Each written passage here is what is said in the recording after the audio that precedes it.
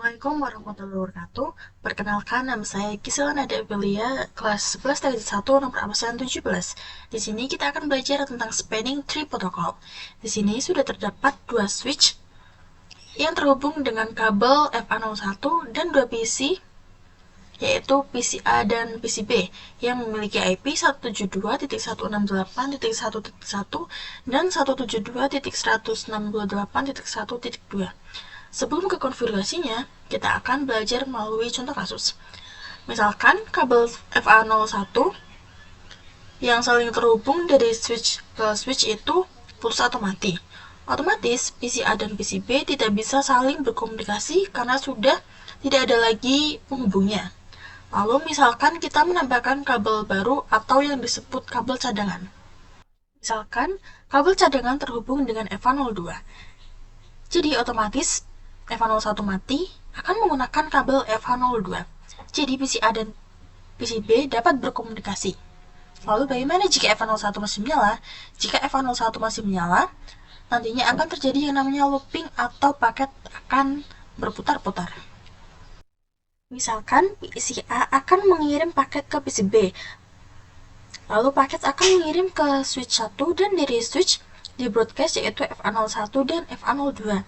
Lalu switch akan mengirim ke PCB lalu kembali ke switch 1. Lalu switch 1 akan broadcast lagi ke switch 2. Lalu kembali lagi ke switch 1. Di sini switch akan mengirim ke PCB lalu kembali ke switch 1 dan switch 1 akan broadcast lagi ke switch 2. Nah, itu akan berputar-putar terus, tidak akan berhenti, dan itu akan berhenti jika switch mati atau down. Jadi, agar tidak terjadi looping, salah satu dari switch atau portnya itu diblokir.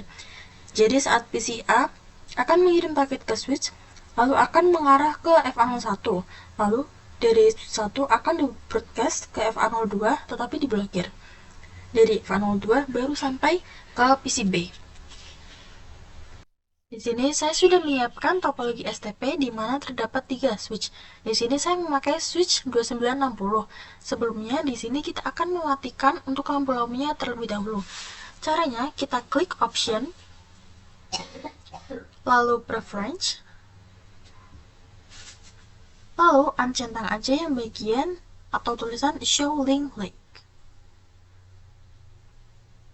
Nah, di sini untuk lampu-lampunya sudah mati ya, teman-teman. Sebelumnya, kita akan belajar teori blocking port. Di sini sudah ada 3 switch 1, 2, dan 3, di mana mereka memiliki MAC address AA, BB, dan CC. Untuk AA yaitu 11, BB 12, dan CC 13, dan urut sampai terakhir. Sebelum itu, kita perlu mencari root bridge. Root bridge juga bisa dibilang raja. Untuk mencari root bridge, itu dari bridge IT. Untuk mencari bridge IT-nya, yaitu dilihat dari priority-nya. Untuk default priority-nya, itu 32768. Karena sama, jadi kita akan mencari MAC address-nya.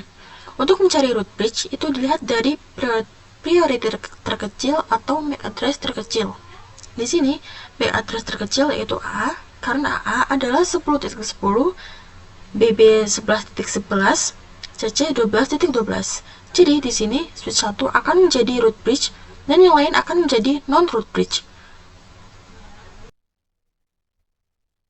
Untuk root bridge sendiri, untuk semua portnya yaitu up atau menyala semua. Yang artinya bahwa port root bridge itu disebut designated port atau dua-duanya pasti menyala.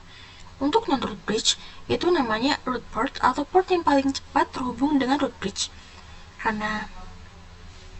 Nah, untuk switch 2 yang paling cepat yaitu FA01, karena dia yang paling terdekat dengan root bridge.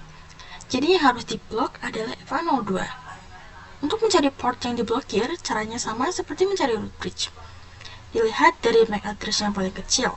Berhubung CC lebih besar dari BB, maka BB menang dan FA02 switch 2 itu akan menjadi designated port, dan untuk FA02 switch 3 itu akan menjadi alternate port block atau port cadangan.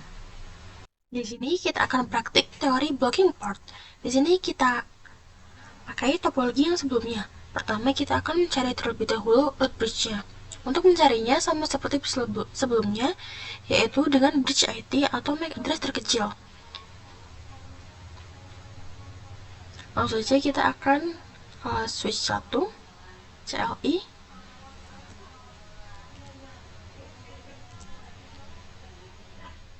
lalu akan kita ketikkan show interface VLAN 1.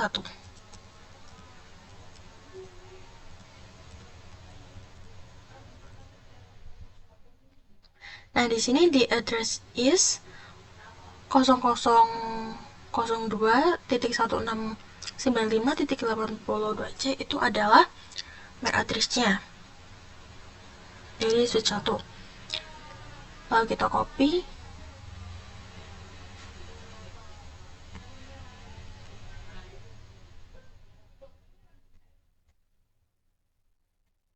Kita kasih di sini.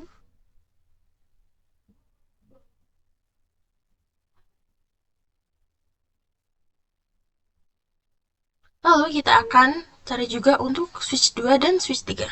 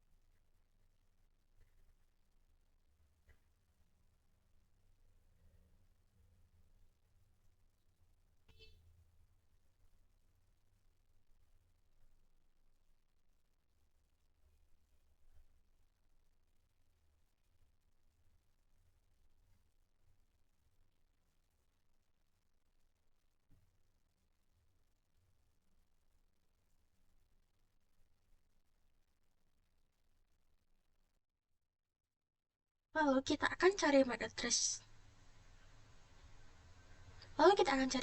Yang paling kecil. Di sini MAC address yang paling kecil yaitu switch 1.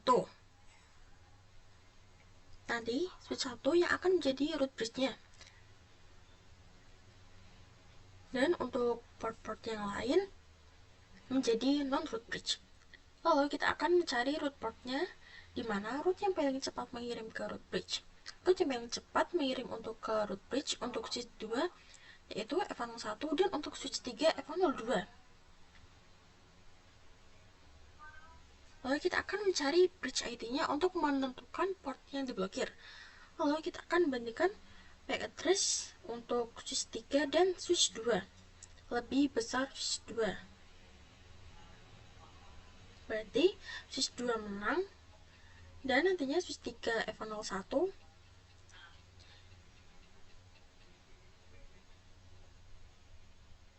berarti switch 2 menang dan nantinya switch 3 F01 ini akan menjadi alternate port blocking atau port yang diblokir.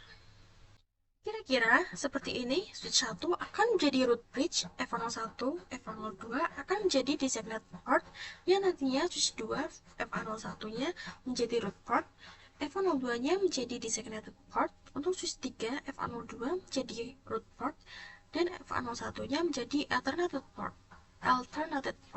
Itulah teori praktik blocking port. Cost ini dilihat dari bandwidth-nya. Misalkan 10 MB yaitu memiliki 100 cos, 100 MB memiliki 19 cos, dan 1 GB memiliki 4 cos. Pada topologi ini masing-masing memiliki 100 MB. Kita akan buktikan, kita akan coba pada switch 3. CLI.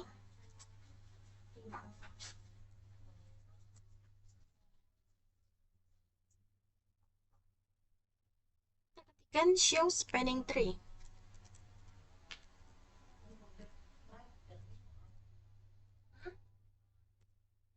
Nah, bisa dilihat di sini bahwa cosnya 19. Lalu kita akan coba menghapus kabel yang ini.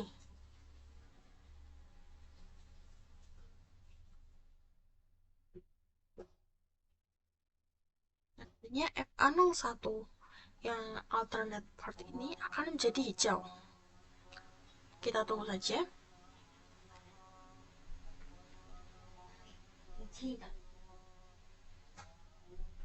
Nah, ini sudah hijau. Lalu, akan kita cek lagi. Show spending tree.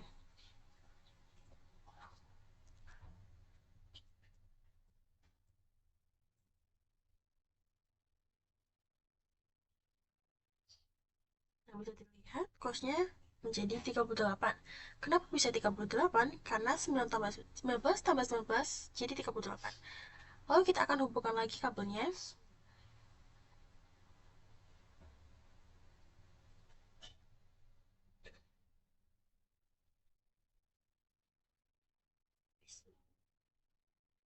Lalu kita cek lagi.